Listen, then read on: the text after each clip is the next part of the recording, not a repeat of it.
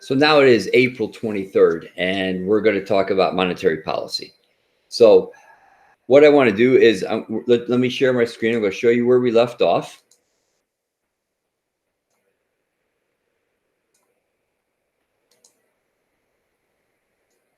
And we left off by going through the different things that the Fed does. There's like 12 responsibilities of the Fed.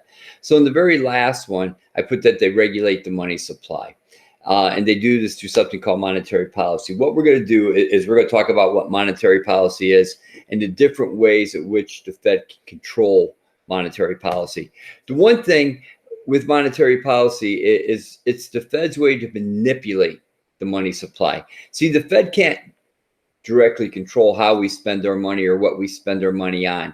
They can encourage us in different manners to spend money, or can they discourage us? But they can't stop us. They can't close the store and say, no, you can't spend money there. They can't do that. Okay. So when we talk about monetary policy, this is something the Fed does. When you were in government class, you talked about this thing called fiscal policy. So let me show you the difference. See, monetary policy is indirect. So when the Fed creates this policy, it's not intended to reach everybody in America. And I'll just, for instance, the Fed controls interest rates. So let's just say they lower interest rates and they make home mortgages at 0%, which would be ridiculous, but they make it at 0%. It's indirect because not all of us are going to run out and buy a house. Okay. It's indirect because I don't need a home. I already have a home. You guys aren't in line to buy a house. You can't take advantage of it. So it's indirect. It's not intended to touch everyone. Fiscal policy is created by the government, and it is more direct. What I mean by that is that when the government creates a money policy, it's intended to pretty much go into effect immediately, but it's very direct and it's intended to touch way more people. So when the government, could be local government, national government, whatever, when they change, let's just say they change the sales tax, they raise the sales tax, everybody that buys something's impacted. You, me, my parents. If my grandson, if I gave him money, he went to buy something, he would have to pay sales tax. It doesn't discriminate. You pay. Okay. Fiscal policy is very direct in terms that when we file our taxes and all that, that's what the government's using to determine how much of a stimulus check we're going to get during this COVID thing. It's very direct. Some people are going to get more than others, but there's certainly a cutoff. Okay, if you're a multimillionaire, you're not going to receive a stimulus check, but most of Americans are going to receive something. That's direct. Monetary policy is indirect. It's not intended for everybody. It's just their way, like I said, to manipulate, to control the money supply. So what we're going to do is we're going to talk about the two ways in which they try to create monetary policy. They can create what's called a tight money policy, a restricted money policy. This is designed to slow down our spending. It is not saying you can't spend money. It's just saying that when we talk about the flow of money and we talk about the rate and speed at which money moves through our system, they're saying it's moving too quickly. And when money moves too quickly through the system, prices go up. That's called inflation. Okay. Sometimes they could do certain things to slow it down. You could still go buy, but they might do certain things to slow down the flow just a little bit. So that's tight money policy. It's designed to slow down our spending. And then there's a loose money policy, an expansive policy that's designed to increase our spending. There's certain things they could do that then entice us to spend money. And it makes things more attractive that way. So what we're going to do is I'm going to show you the three major methods in which they create monetary policy. All right. And right off the bat, I get you probably really don't care.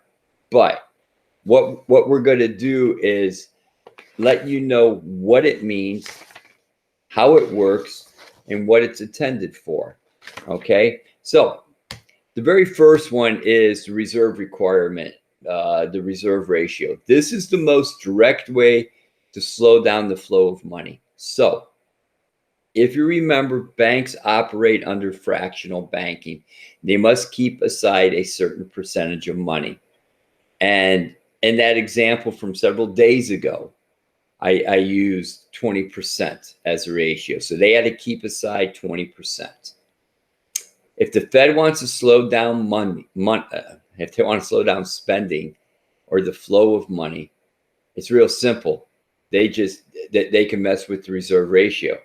They could raise it.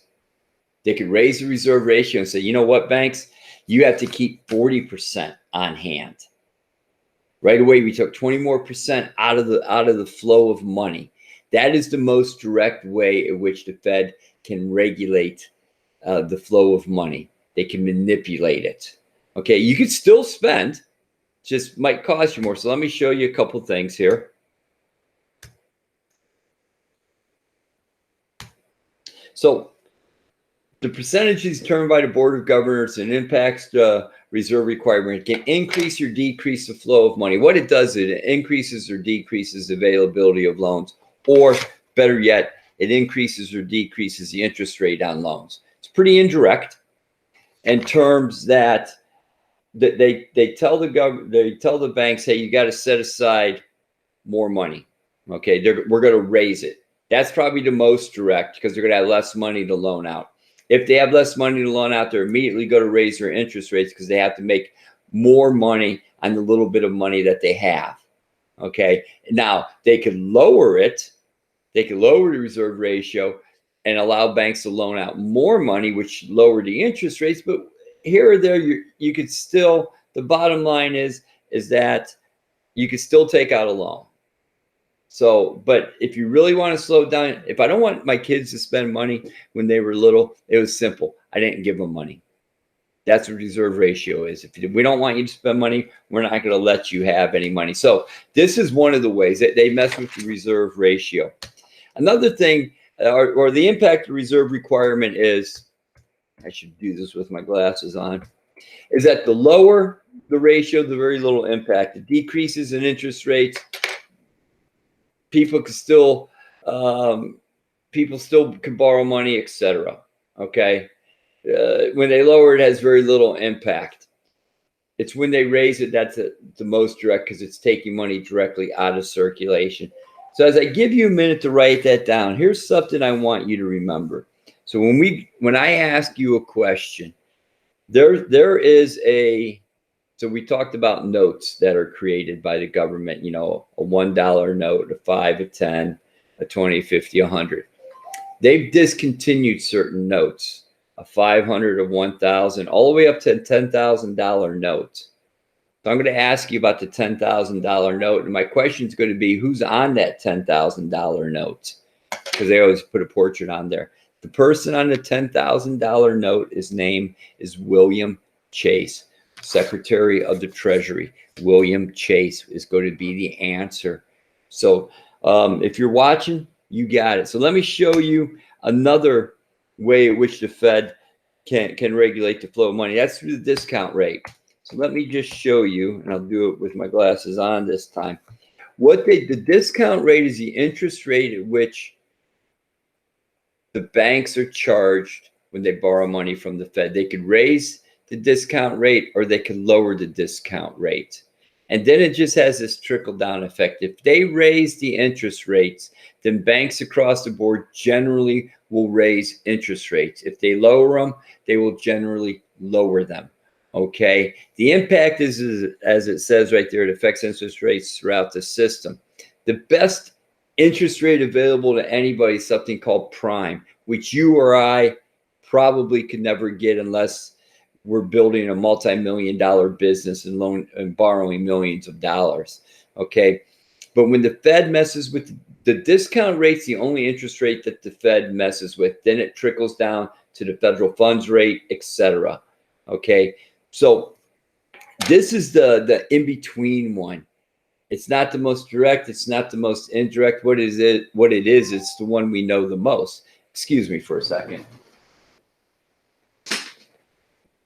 My phone's been going off this whole time. It's the one we know the most. And what I mean by that is the Fed announces interest rate hikes or decreases in interest rates. And we just know, hey, the lower the interest rate, the better off we are. So there's this thing called moral suasion where they put things out in the media. And when we hear interest rates are going down, we think, hey, we're going to go out and buy something. Or if we hear, hey, interest rates are going to go up in the next month, so that might encourage us to go buy it now before interest rates go up. So this is the kind of the in-between one. It doesn't really make a difference one way or the other. So, and here's the last one that I want to talk about real quick. It's called open market operations. It's probably somewhat the most confusing, simply because it doesn't relate to us directly, but it's something that the government does. So first off, open market operations is always done by the at the Fed in New York. Okay, what they do is they buy or sell government securities. Government securities are bonds. Bonds are called certificates of indebtedness. So local governments, state governments, big businesses all have bonds. We build our school on a bond issue. Bonds are it's an investment. Okay, so when we passed a bond issue, and what we did was we sell bonds now to people. Okay, and our I believe our cheapest bond is $200 some thousand, and it's for 27 years. Well, most of us aren't going to buy a $200,000 bond, but businesses will as an investment. So what they do is they give us $200,000, and we use that to pay on the schools, etc. And then we pay back that $200,000 down the road with interest. Okay, but that's way down the road, 20 some years from now, and in between time we can make some money. So open market operations is probably the most direct way to speed up or increase the flow of money. And this is simply done when they decide, hey, let's go buy government securities in the Midwest, and we're going to buy X amount in every state and speed up that area. So that they can do something like that. Okay, this isn't the most popular way, but if I really want you to spend money, I'm just going to give you money. And that's what they're doing by buying securities. They're actually buying from you or from your government. They're giving them money, which once I give you money, you can spend money as you want. So if they want to slow down the flow of money, they try to sell government securities. Those are the U.S. savings bonds, and not real popular anymore, but they are good gifts, so to speak. You buy a bond now and you get it, and it matures 10, 12 years from now. And they're gifts you give. A lot of times you give younger kids and stuff like that. So when they graduate from high school, they have a little bit of money. But once I give the government my money, then I can't tell them what to do with it. They could just take it and put it on the shelf, so to speak. So the three ways at which you can manipulate the flow of money is through the reserve requirement, through the discount rate, and through open market operations. So what that leaves us really is just a little bit more that we'll finish up on Friday. I'm going to get out of this right here. We have 2 slides left on Friday, and that completes the whole chapter. So we've completed the whole entire unit. Okay, and then we will take a test the following Thursday. I think that'd be April 30th. Okay, we'll do some review stuff in between, get some more grades. I'll post some questions related to this chapter. Remember that one answer I gave you in the middle?